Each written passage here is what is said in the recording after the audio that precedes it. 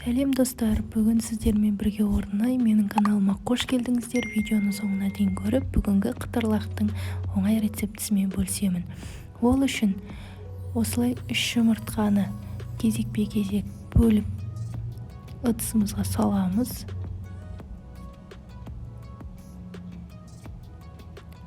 Оның үстіне шым-шым тұз және ас содасын салып, қолмен немесе миксермен араластырамыз.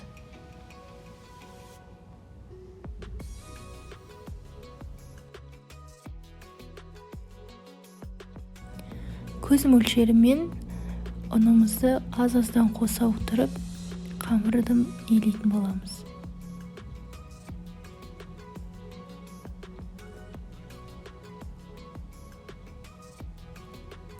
Бірінші осылай шанышқымен, сосын кейін қолмен әбден біріктіретін боламыз. Қамырымыз тығыз, өте қатты жұмсақ та болмау керек. Содан кейін 1 сағатқа демалдырып қоямыз. Мен қамырды 2 бөлікке бөле отырып жайдым. Егер өзіңізге ыңғайлы болса, соны түгелдей жайсаңыз болады. Столдың үстіне бірінші ұнымызды себу арқылы осылай айналдырып жайып шығамыз. Қамырымыз өте жұқа болуы керек.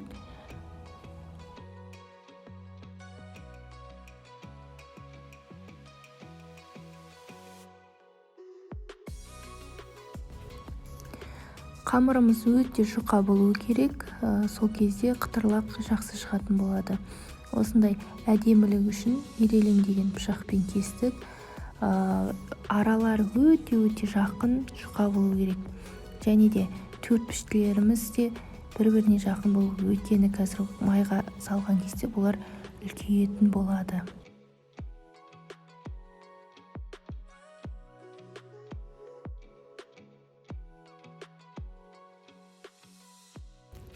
Майымызды табаға құйып алдын ала қыздырып аламыз, және де аз-аздан осылай салып, екі жағы қызарғанға дейін қуырамыз.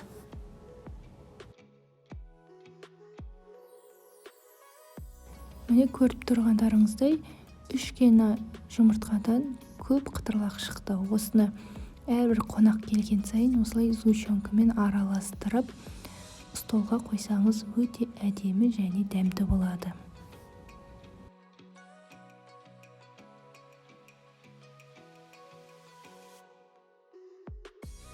Әсемдік үшін бетіне мак немесе шоколадты үккіштен өткізіп қойсаңыздар да болады. Өте дәмді, қол жетімді және ең тез жасалынатын рецепт.